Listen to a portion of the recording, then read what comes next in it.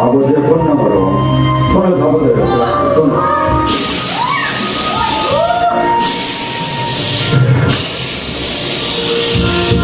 주님을 만나시기 바랍니다. 주님의 능력으로 권능으로 임하시는 주님을 만나시기 바랍니다. 여러분들은 지금 주님의 임재가 여러분 전체에게 미칠 것입니다. 주님의 임재가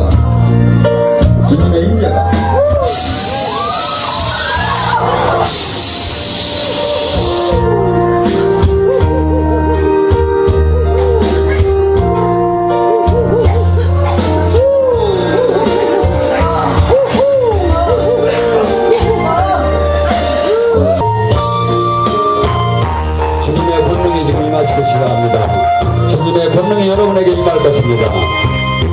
주님의 권능.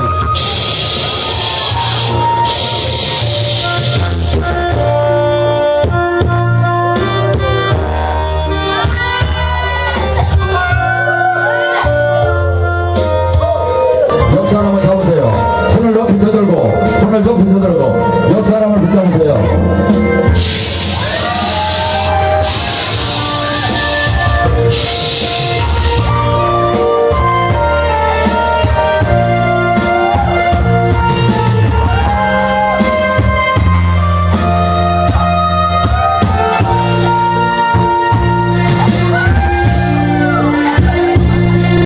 성령 하나님 권능으로 임하소. 아버지 권능으로 지금 시간 권능이 임하리라. 두 손을 높이 들고 권능을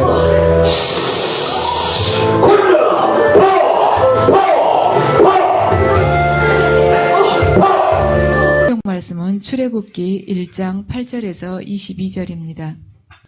한 절씩 봉독하시겠습니다. 요셉을 알지 못하는 새 왕이 일어나 애굽을 다스리더니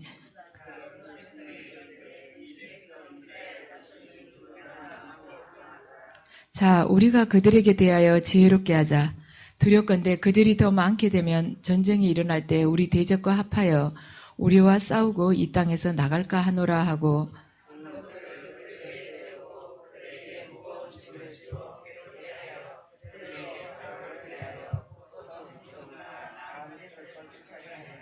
그러나 학대를 받을수록 더욱 번성하여 퍼져나가니 애굽 사람이 이스라엘 자손으로 말미암아 근심하여 어려운 노동으로 그들이 생활을 괴롭게 하니 곧 흙 이기기와 벽돌 굽기와 농사의 여러 가지 일이라. 그 시키는 일이 모두 엄하였더라.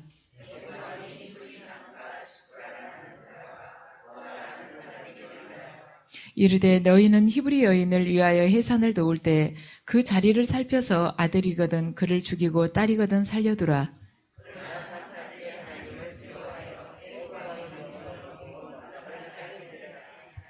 애굽 왕이 산파를 불러 그들에게 이르되 너희가 어찌하여 이같이 남자 아기들을 살렸느냐.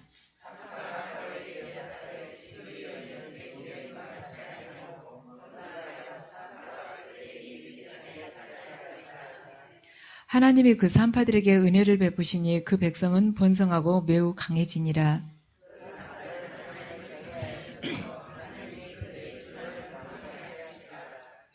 그러므로 바로가 그의 모든 백성에게 명령하여 이르되 아들이 태어나거든 너희는 그를 나일강에 던지고 딸이거든 살려두라 하였더라. 아멘. 이 시간에는 출애굽의 목적에 대해서 말씀을 드리겠습니다. 하나님의 백성들에게 하나님의 위대한 구원을 가장 생생하게 전하고 있는 책이 바로 출애굽기일 것입니다. 그래서 우리가 출애굽의 신앙을 붙들 때 우리의 그 본질, 나의 정체성에 대해서 제대로 깨닫게 되고 또한 하나님의 능력을 생생하게 알 수가 있습니다. 그래서 이스라엘 백성들은 지금 애굽에서 노예가 되어서 절망 가운데 살고 있었습니다.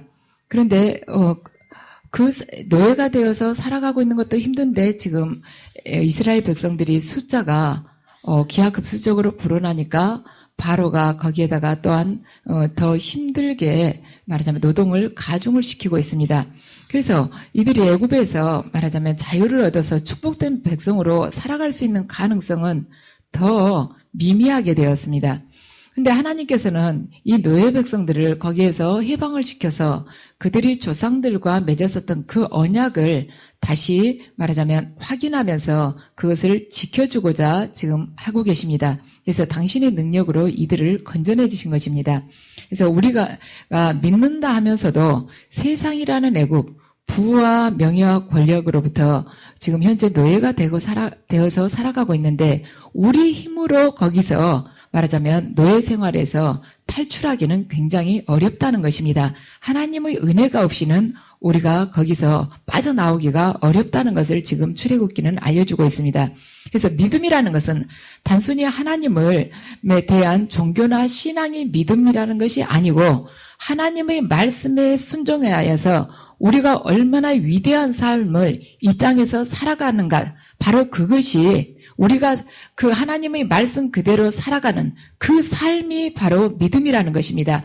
그런데 지금 우리가 이 구약을 보면 이미 이 지금 출애굽기 그 전에 아브라함과 이삭과 야곱을 통해서 하나님은 그 족장들을 통해서 당신을 드러내셨습니다. 그런데 지금은 족장들이 시대가 가고 하나의 공동체를 통해서 하나님께서 당신이 그 언약의 말씀을 이루어내는 것을 지금 보여주고 계십니다. 그래서 이 공동체를 통해서 구원이라는 것이 어떻게 이루어져 가고 있는가, 그걸 지금 이 출애굽기를 통해서 당신께서 보여주고 계십니다. 그래서 이 민족이 그 압제하, 바로의 그 압제하에서 어떻게 해방을 하며 하나님의 능력으로 그 광야길을 어떻게 이겨내면서 걸어올 수가 있으며, 또한 그 광야에서 하나님과 이 이스라엘 백성과 어떠한 관계가 맺어지면서 결국에는 그들이 가나안에 입성하게 되는가, 그걸 보여준 것이 바로 출애굽기입니다. 그래서 하나님께서는 이 애굽에서 잘 살고 있는 이들에게 그냥 그들에게 애굽으로부터 탈출을 하라고 하면 안 나오죠. 그래서 그들을 어떻게 할 것인가, 지금 그것부터 지금 1장에서 어떻게 해서 그들이 애굽에서 탈출하는가를 할 수 있는 그 계기를 지금 1장에서 보여주고 있는 것입니다. 그런데 이들이 어떻게 해서 애굽에 들어갔는가, 그냥 또 애굽에 들어가지지가 않죠. 가나안 땅에서 지금 애굽으로 들어갔는데 그 애굽으로 하나님께서 몰아넣으시기 위해서 지금 흉년이라는 그러한 기근을 사용해서 이스라엘 자손을 애굽으로 불러들이고 계십니다. 그래서 출애굽기는 하나님 구원의 기록이며 하나님 나라가 어떻게 시작되는가를 지금 보여주고 있습니다. 그래서 하나님 나라는 거창하게 시작되는 것이 아니라 아주 소수인 70인으로 시작이 됐습니다. 출애굽기 1장 5절을 보면 야곱의 허리에서 나온 사람이 모두 70이요 요셉은 애굽에 있었더라. 지금 요셉만 애굽에 있었다는 것입니다. 그리고 나머지는 70명은 애굽에 없었다는 것이에요. 그러면은 이 70명이 어디서 나타났는가? 이들은 가나안 땅에서 떠돌아다니고 있습니다. 그런데 가나안 땅에 떠돌아다닌 사람이 이 70명만이 아니라 다른 사람도 많이 있었을 텐데 이들이 다른 사람하고는 틀렸다는 거예요. 뭐에서 달랐느냐? 이 사람들은 하나님의 약속을 붙들고 떠돌아다닌 사람이었다는 거예요. 이 70명은 가나안에 많은 부족들이 있었는데 그들과 구별된 것은 뭐냐면, 이 70명이 구별된 것은 가장 확실한 것은 하나님 약속의 그 말씀을 붙들고 떠돌아다녔다는 것입니다. 우리들 또한 마찬가지예요. 이 세상에 많은 사람들이 있습니다. 각자 자기가 추구하고 있는 것이 아주 다양하고 많아요. 그런데 우리도 또한 하나님으로부터 직접 부르심을 받기 전까지는 떠돌아다니고 있었어요. 떠돌아다니고 있었는데 우리는 믿는다면서도 떠돌아다니는 사람들이었습니다. 그런데 뭐가 다른가? 하나님 약속의 그 말씀을 붙들고 우리도 떠돌아다닌 사람들이었습니다. 근데 그 우리를 하나님께서 당신께서 정하신 그 시점에 우리를 강권적으로 불러내신 것입니다. 그래서 하나님의 약속은 우리들을 거기서 불러내서 하나의 그 새 예루살렘이라는 당신의 나라의 그 도성의 시민이 되게끔 하신다는 것입니다. 자, 그러면 이 시대를 사는 우리들에게 하나님께서는 출애굽이라는 이 사건을 통해서 우리가 어떤 메시지를 받아들이기를 원하고 계시는가, 그것에 대해서 세 가지로 말하자면 요약을 해서 말씀을 드리겠습니다. 첫 번째로는 죄악과의 단절을 지금 원하고 계십니다. 하나님께서 보시기에 가나안이라는 땅은 굉장히 음란한 곳이었습니다. 그래서 거기에서 이스라엘 백성들이 순수하게 남기는 어려운 것입니다. 그런데 애굽은 또한 우상 숭배가 심했습니다. 그런데 하나님께서는 우상 숭배와 음란 중에서 무엇이 더 심각하다고 보셨냐면 음란이 지금 현재 더 심각하다고 보실 것입니다. 왜냐하면 음란하면은 이스라엘 백성들이 그 순수한 혈통을 찾기가 어렵게 되기 때문입니다. 혈통 자체가 없어져 버리는 것이죠. 그래서 하나님께서는 이스라엘 백성들이 죄악과 단절하고 영적으로 순결한 백성이 되기를 원하셨습니다. 그래서 그들을 애굽에서 이끌어내기를 원하신 것이죠. 그런데 애굽 땅에 살고 있던 그들을 갑자기 탈출을 하라고 권하신다고 해서 이들이 그 애굽 땅에서 바싹 일어설 마음이 없었던 것입니다. 그래서 하나님께서는 바로를 완악하게 하고 또한 그들을 핍박하고 그들에게 고통을 주어서 그들이 도저히 이 바로의 압제에서는 내가 살 수가 없다. 정말 우리 좀 어떻게 다른 곳으로 옮겨달라. 어디로 탈출을 했으면 좋겠다 하는 마음이 그들 안에서 스스로 우러나게끔 하나님께서 지금 인도를 하고 계십니다. 이 당시에 애굽은 가장 비옥하고 문명화된 곳이었습니다. 그런데 누가 하나님 말씀만 듣고 하나님 말씀만 그냥 귀로 듣고 그 기름진 땅에서 나오려고 하겠습니까? 그 기름진 땅에서 나와서 아무것도 없는 허벌판으로 광야로 갈 사람은 아무도 없습니다. 그렇지만 애굽 왕과 그 백성들이 이 철저하게 이스라엘 백성들을 박해를 하기 때문에 이들이 애굽에서 분리될 수가 있었습니다. 우리가 이 세상에서 낭패를 당하고 실망을 할 때 결국에는 이 세상에 대해서 환멸을 느끼게 됩니다.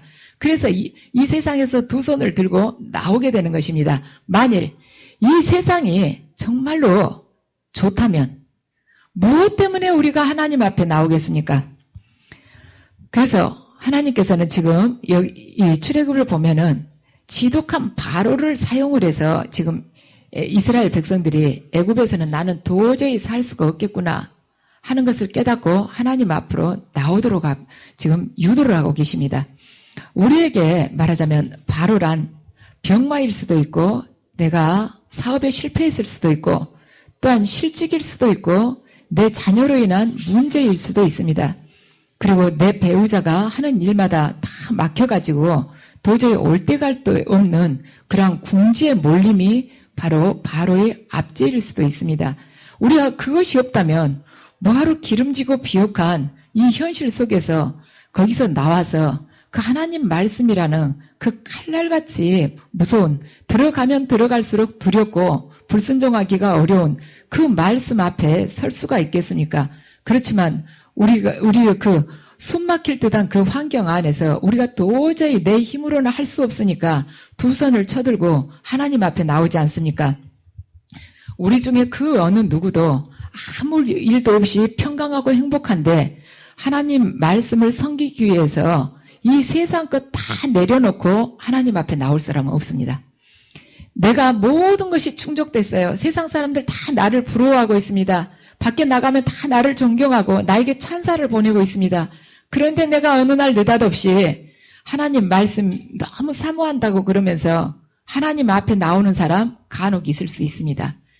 그걸 붙들고 그대로 나올 사람은 있지만 세상 욕심 다 내려놓고 너가 지금까지 취했던 것 전부 다 포기하고 나오라고 하면은 나올 사람 하나도 없습니다. 그래서 우리가 세상에 재미를 붙여가지고 절대 하나님 앞에 무릎 꿇기가 불가능하다는 것입니다. 하나님이 우리를 이 속속들이를 얼마나 잘 알고 계십니까? 우리가 세상 속에서 모든 것이 충족됐을 때 그때 성경 말씀을 가르치면 그게 귀에 들어오겠습니까? 그게 얼마나 듣기가 싫고 귀찮겠습니까? 애굽이 좋은데 왜 우리가 거기서 나오겠습니까? 애굽이 좋은데 왜 우리가 그 모든 것을 포기를 하고 고생을 사서 하려고 이 땅의 광야길로 이 하나님 말씀 앞에 나오겠습니까? 그렇지만 하나님께서는 우리를 말하자면 영혼을 구원시키기 위해서 우리에게 바로를 붙이십니다. 고통을 계속 주세요. 그래서 우리가 마르고 말라서 거기서 도저히 못 살겠다 할 때 우리를 당신 앞에 바로 서게 하십니다. 그래서 우리가 완전히 알거지가 되고 우리가 완전히 아무것도 없는 자가 되고 쫓기는 자가 되게끔 해서 오직 당신만을 바라보는 사람으로 그분은 바꾸십니다. 그렇게 해서 건져내시고 나면 거기서 끌어내시면서 고통을 통해서 끌어내시고 나서 바로 복을 주시는 것이 아니죠. 그 옛날 우리 세상적인 사고방식과 그 가치관 그리고 소유욕 그리고 무너지지 않는 나의 그 고정관념들 내 자아들을 깨뜨리기 위해서 당신은 광야로 우리를 내던지십니다. 거기서 연단을 시키시는 것이죠. 올 때 갈 데 없이 허허벌판에 우리를 빨가벗겨서 그냥 내던지시는 것입니다. 그래서 그분께서 홍해를 건너게끔 하셔서 우리 말하자면 옛사람을 완전히 죽이는 과정이 이 40년간의 광야길입니다. 그래서 그 광야 안에서 하나님께서는 나 중심의 삶을 살고 있었던 우리들을 하나님 중심의 사람으로 바꾸십니다. 그래서 세상의 물을 완전히 벗기시는 거예요. 계속 씻고 부수고 가루를 만들어서 새로운 사람으로 새로운 피조물로 그렇게 탄생을 시키시는 것입니다. 우리에게 주어진 고난이 여러 가지가 있을 수 있습니다. 병원에서 고치지 못한다는 불치병일 수도 있고 내 자녀가 태어나서부터 지금까지 말하자면 장애를 가질 수도 있고 아니면 아주 지독한 내 배우자를 만나가지고 저 사람하고는 아주 죽어도 이 세상에 저렇게 나쁜 사람이 없다. 하필이면 나한테 걸렸냐. 이러한 배우자를 만날 수도 있어요. 아주 어디 아무리 나가서 별별 이야기를 들어봐도 그런 왼수가 없는 거예요. 이 사람보다 더 나쁜 사람은 없는데 어떻게 70억 대 1이 나한테 걸렸는가. 그런 사람이 걸릴 수도 있습니다. 또한 하는 일마다 안 되는 거예요. 내가 정직하게 바르게 한다 그래도 하는 일마다 지독하게 안 될 수가 있습니다. 그리고 학교 다닐 때 나보다 공부도 지질이 못한 애가 결혼해서는 이상하게 신랑을 잘 만나고 지금 만대로 남편을 쥐고 흔드는 사람, 기도도 안 하는데 잘 되는 사람, 그런 사람이 있는데 나는 정말 남편을 잘 섬기고 시댁에다도 남편이 30만 원만 내자 할 때 내가 50만 원씩 내는데도 죽으라고 안 되는 경우 있어요. 이런 연단은 아주 종류가 가지가지이지만은 이 연단, 이 고난을 주시는 데 있어서 공통적인 하나님의 뜻은 뭔가? 가루를 만들기 위한 것이에요. 연단은 여러 가지 모습으로 나타날 수 있습니다. 그런데 그 안에 공통적인 하나님의 뜻이 뭐냐? 너를 가루로 만들어서 내가 원하는 대로 너를 사용하고 싶다. 그것이 바로 연단의 목적입니다. 그래서 하나님의 목적이 그것인 줄 알았으면 우리가 하루빨리 거기다가 나를 맞추는 것이에요. 버티면 버틸수록 아픕니다. 버티면 버틸수록 운동장을 더 많이 돌아야 되는 것입니다. 버티면 버틸수록 흰머리는 더 나게 돼 있어요. 그래서 우리가 알았으면 후다닥 가서 엎드리고 빨리 죽는 것이 이 시간을 단축시키는 것입니다. 우리는 어때요? 일단 하나님 믿고 말하자면 내가 교회 안에서 신앙생활하면 금방 복 받겠지. 아빠 다 복 주신다 그랬다. 죄는 다 없애고 내가 하는 일마다 형통한다. 내가 마음 먹으면 언제든지 승진을 시켜주고 내가 기도만 하면 하나님께서 내 원한 대로 승진도 시켜주고 부자도 만들어주고 내 자식 대학도 잘 가게끔 해주고 그러고 나서는 또 직장에서 금방금방 좋은 직장에 취직하게 해주시고 자기보다 훨씬 나은 배우자 만나게끔 해주고 이러실 것이자 그것이 아니죠. 그것이 목적이었다라면 하나님께서는 처음부터 우리처럼 말하자면 우리 각 개인의 어떤 문제가 있는 사람을 문제로 인해서 숨통을 쪼여서 절대 부르시지 않습니다. 처음부터 부자를 택하시고 처음부터 지위가 높은 사람을 택하시고 처음부터 사회에서 출세한 사람, 처음부터 아주 잘생긴 사람, 그런 사람을 택하실 것입니다. 왜 하나님께서 부서질 대로 부서진 사람을 불러오시겠습니까? 그 사람 불러놓으면은 그 옛날에 자기가 잘 살았는데 지금 현재 망해놓은 그 상태를 가지고 얼마나 원망을 하고 불평을 하고 옛것을 뒤돌아본지 아십니까? 그 말하자면 롯의 부인이 그랬지 않습니까? 그 옛날 곧 저기서는 멸망이 돼간다 해도 옛날 그걸 쳐다보는 것이에요. 그 옛것을 좀 더 챙겨갖고 여기 올라왔어야 되는데 깜빡 잊었네. 이러면서 과거에 대한 그 미련을 버리지 못한 우리들을 왜 택하셨겠습니까? 아주 몇 대째 계속 부자로 살아온 그 사람 택해오시면 돈 가지고 그렇게 왕왕되지 않을 텐데 지금 쫄딱 망해가지고 길바닥에 앉게 됐습니다. 이런 사람을 택해가지고 하나님이 얼마나 괴로우시겠습니까? 근데 하나님께서는 우리를 고난 중에서 택하셔서 옛것, 세상 것을 다 거두어 내십니다. 그래서 당신만을 사랑하는 순결한 영혼으로 바꾸시는 거예요. 다시는 세상과 욕망과 권력과 가늠하지 못하게끔 하나님께서는 고통을 통해서 우리를 쥐어짜고 쥐어짜십니다. 그래서 당신이 원하시는 새로운 피조물, 하나님의 영으로만 충만한 그 피조물로 바꾸기를 원하십니다. 그래서 하나님의 계획에 의하면 이스라엘 백성들은 반드시 죄악의 노예 상태에서 해방되어서 죄악된 그 세상과 분리되는 그 체험이 필요했습니다. 그래서 그들이 우상과 음란으로 가득 찬 그 세상을 정복하는 자로 변하는 것이 하나님의 목적이었습니다. 결국에는 애굽에서 탈출하여서 가나안 땅으로 이들이 입성하게 되는 것이죠. 그런데 그 입성을 시키면서 그 가나안의 그 음란하고 우상 숭배하는 그 민족들을 정복하게 하시는 것입니다. 그래서 우리들을 불러내는 목적도 똑같아요. 우리들을 하나님께서는 애굽이라는 이 풍족한 세상, 기름진 땅에서 불러내어서 당신이 말하자면 형상을 닮은 말하자면 그런 품성을 갖춘 변화된 사람으로 이 광야길을 통해서 바꾸십니다. 그러고 나서 다시 말하자면 이 세상의 죄악이 가득 찬 그 애굽 땅, 가나안 땅으로 우리를 들여보내십니다. 그래서 거기서 악의 세력을 정복하게 하시고 거기를 하늘나라로 바꾸시는 것이 하나님의 목적입니다. 그래서 하나님께서는 우리들을 통해서 영적인 가나안을 건설하는 것이 당신의 뜻이십니다. 세상이라는 거대한 파도, 그것은 나를 접치려 하는데 내가 어떻게 이 미약한 내가 영적인 가나안을 건설을 할 수가 있겠는가?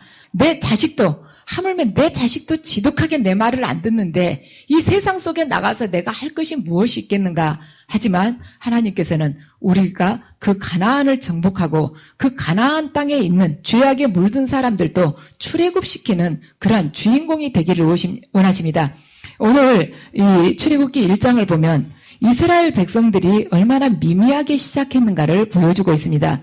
그들이 그 미미한 백성들 70명으로 시작했던 그 이스라엘 백성들이 애굽에서 아주 지독한 압제를 받으면서 그 절망 가운데서 지금 말하자면 거기서 탈출하기를 원하고 있죠. 근데 거기에 미미하지만은 희망을 주는 부분이 있습니다. 애굽 왕의 압제 아래에서도 하나님을 두려워하는 사람이 있었다는 것입니다.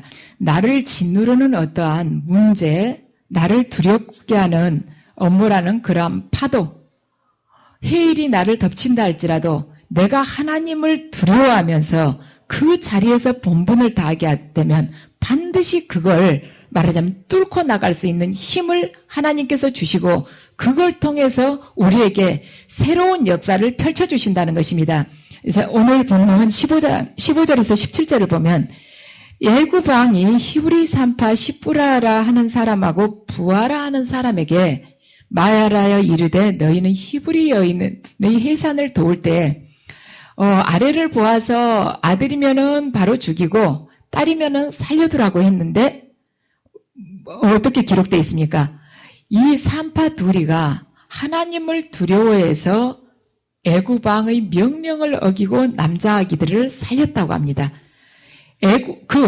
한 나라의 그 애굽 왕의 명령을 어기는 데 있어서 기폭제 역할을 한 것이 무엇이냐면 하나님의 말씀, 하나님 그분을 두려워했다는 것이에요. 하나님에 대한 두려움은 지혜의 시작이라고 합니다. 그래서 우리가 하나님을 두려워할 때 어떤 악의 세력에도 우리가 굴복하지 않는 자가 된다는 것입니다.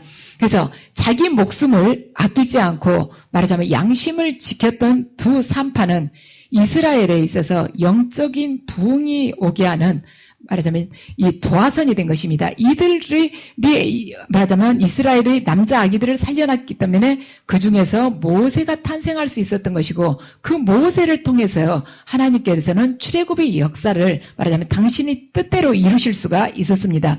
그래서 그들에게 그 두 산파에게 있어서는 이 이스라엘 남자 아기들 살려준 것이 그다지 큰 일이 아닐 수가 있었습니다. 그들에게는 큰 일이 아니었을 수가 있지만 자기에게 주어진 그 일을 하나님 뜻에 따라 순종했을 때 이스라엘에게 있어서 구원의 아침이 되게 할 수가 있었다는 것이죠. 그래서 우리가 우리 자신의 위치에서 믿음을 지켜도 그것은 큰 빛으로 나타날 수 있다는 것입니다. 이들은 자기들이 남자 아기를 살려놨지만 그 안에서 모세가 죽지 않고 살아나서 이스라엘을 이렇게 말하자면 구원을 할 수 있는 그런 부흥의 계기를 마련하리라고는 꿈에도 상상도 못했어요. 그것과 마찬가지입니다. 우리들 또한 내가 어떠한 하나님의 사명에 순종할 때 내가 했었던 그 일 중에 하나가 아주 큰 빛을 발하리라고는 우리들 아무도 생각하지 않습니다. 이 세상을 밝히리라고는 생각하지 않아요. 내가 빛은 빛이지만 성냥불이라고 다들 생각을 합니다. 근데 하나님께서는 이 사암파의 그 행위에 당신께서 역사를 하셔서 이스라엘의 그 출애굽이라는 그 거대한 역사를 당신께서 친히 이루셨다는 것입니다. 그래서 제가 어제는 집에서 이제 옛날 8, 9년 전에 받았던 그 예언 말씀을 제가 쭉 써놓은 수첩이 있어요. 그것을 한번 꺼내서 읽어봤습니다. 정말 저도 기도하고 이렇게 계시를 받지만 어느 순간순간 굉장히 좌절이 될 때가 있습니다. 정말 이 길을 가야 되는가? 왜 하나님께서는 이렇게 더디신가? 숨이 막힐 때가 있어요. 그럴 때 가만 이제 이 성경을 생각을 해봅니다. 우리가 성경의 구약이든 신약이든 이 역사를 가만 생각을 해보면 딱 그 결론은 하나예요. 하나님의 말씀에 순종하는 자가 반드시 승리한다는 것입니다. 불순종한 자는 어떻게든 반드시 파멸을 하게끔 돼 있어요. 우리 사무엘 상하를 봤죠. 가만 유심히 보면 불순종한 자를 끝을 보면요. 의인의 손에 죽지 않고 거의 다가 악인의 손에 죽습니다. 이 불순종한 이 악인을 의인이 가서 목을 치진 않아요. 보면은 반드시 자기 그 악인들 쪽에서 이 사람을 죽입니다. 그런데 우리가 하나님 말씀에 순종하게 되면은 언젠가는 하나님께서 말하자면 우리에게 승리의 깃발을 안겨주신다는 것이죠. 제가 이제 그 예언 말씀을 가만히 이렇게 날짜별로 써놓은 걸 읽어보면서 그대로 이루어졌구나. 그 말씀이 그대로 똑같이 지금 이루어졌구나. 그 예언 말씀을 들을 때 저는 무슨 뜻인지를 몰랐어요. 이런 비슷한 일이 있으려나 하고 생각을 했는데 그게 이렇게 이루어졌구나. 제가 8년 반 전에 어떤 예언 말씀을 드렸냐면 네가 영적인 체험을 할 것이며 어둠의 세계를 알게 될 것이다. 그런데 네가 그 체험을 하면서 많은 고통을 당하고 많은 눈물을 흘리게 될 것이다. 하지만 그 체험한 것을 가지고 네가 상담을 할 것이며 네가 말씀을 전할 때 그 진리들이 그대로 선포가 될 것이다 하고 말씀을 하셨습니다. 근데 저는 제가 이 자리에서 이야기하게 되리라고 생각도 못했어요. 그냥 주변 친구들한테나 그냥 이야기하게 될 걸로 생각을 했습니다. 그런데 지금 가만 이렇게 보니까 그대로 이루어진 것입니다. 그리고 저희 아이들에 대해서도 너가 지금 네 아이들을 염려를 하고 있다. 네가 걱정이 두 가지가 있다. 하나는 네 딸에 대해서 걱정을 하고 있고 하나는 네 아들에 대해서 걱정을 하고 있다. 그렇지만 걱정하지 마라. 내가 네 아이들을 친히 인도할 것이다. 그래서 결국에는 그들이 푸른 초장으로 들어가게 될 것이다. 저는 그 이야기가 그냥 보통 우리 편안하게 주고받는 이야기인지 알았습니다. 다 하나님께서 사람을 인도하시죠. 그런데 그 인도하신다는 그 말씀 안에 이렇게 많은 고난이 있는 줄을 몰랐어요. 그래서 인도를 하신다면 그냥 따뜻하게 이렇게 품으로 안고 딱 가신 줄 알았죠. 그런데 그렇게 깨뜨리고 많이 부수고 그렇게 좌절해야 되는 그런 많은 사건들을 그 인도라는 그 단어 안에가 그렇게 많이 포함이 된지 몰랐습니다. 여러분들 인도하신다는 아마 예언을 들으신 분들 꽤 많으실 것입니다. 인도하신다는 그 말씀 안에 여러분들 반드시 고난이 있다는 것을 기억하시기 바랍니다. 제가 지금 생각해 보니까 하나님께서 인도하신다는 그 말씀 안에 이렇게 많은 걸 이뤄야 됐구나. 저는 훈련을 통해서 이룰 거라는 생각을 했지만 이렇게 깡그리 다 부서지고 다 잃게 되리라고는 상상을 못했습니다. 제가 이렇게 바닥을 치고 이렇게 말하자면 제 힘으로 아무것도 할 수 없을 만큼 회복 불가능에까지 낮추시리라고는 상상을 못했습니다. 그렇지만 하나님께서 우리가 옛것을 조금이라도 남겨놨을 때, 당신께서 옛것을 좀이라도 남겨놨을 때 반드시 우리는 그걸 붙잡고 거기다가 또 이 성냥불을 막 지펴보려고 애를 쓸 것이라는 거, 세상 방법을 또 거기다가 동원시키리라는 거 하나님께서는 아십니다. 그래서 이 우리 안에 있어서 우리를 당신의 일꾼으로 만들기 위해서 세상 것을 완전히 깡그리 없애버려야지 우리가 두 번 다시 거기를 쳐다보질 않습니다. 그리고 내가 얼마나 무력한 자인가를 그때 깨닫게 되는 것이에요.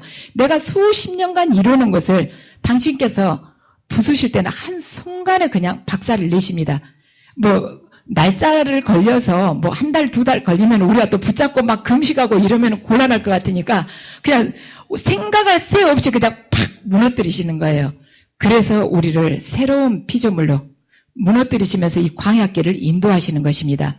그래서 그때 우리가 얼마나 좌절을 하고 내가 뭘 잘못 살았는가, 얼마나 많은 회개를 하게 됩니까? 그러면서 내가 자신이 부서지면서 내가 얼마나 무력한데 지금까지 얼마나 이 두 주먹에다 힘을 쥐고 살아왔던가, 내가 많은 것을 소유한 줄 알고 내 자신의 능력이 굉장한 줄 알았는데 얼마나 말하자면 미련하고 말하자면 미미한 자인가를 그때 깨닫게 된 것입니다. 그래서 내 자신에 대해서 자포자기하는 자가 되게끔 만들어요. 내 자기 자신, 내 자아에 대해서 완전히 무의 상태로 만들어버리십니다.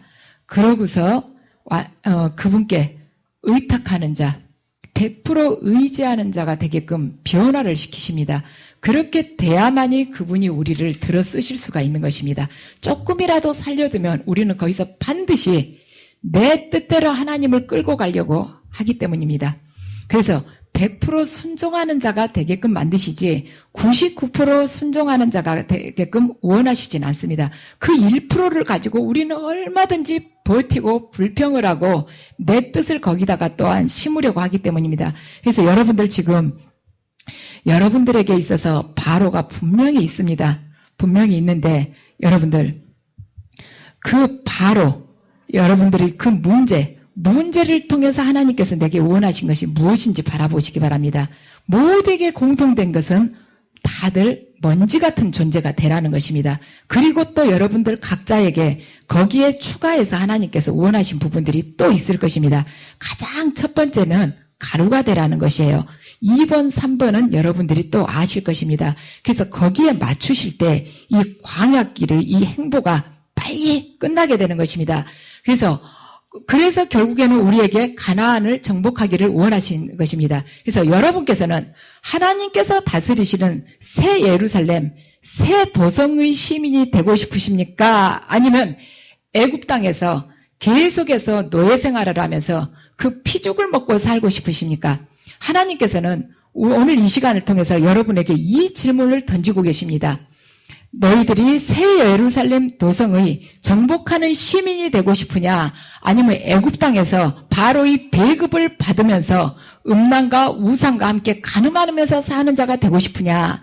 여러분들 지금 이 시간에 이것에 대해서 결단을 내려야 됩니다.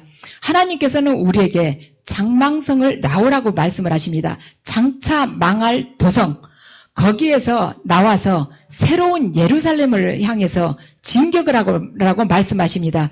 이것이 바로 하나님께서 우리에게 말하자면 내미시는 바로 복음입니다. 그래서 여러분들에게 지금 그곳에서 나오라고 할 때 내가 아직도 미련이 있어서 나오지 못하는 부분이 있습니다.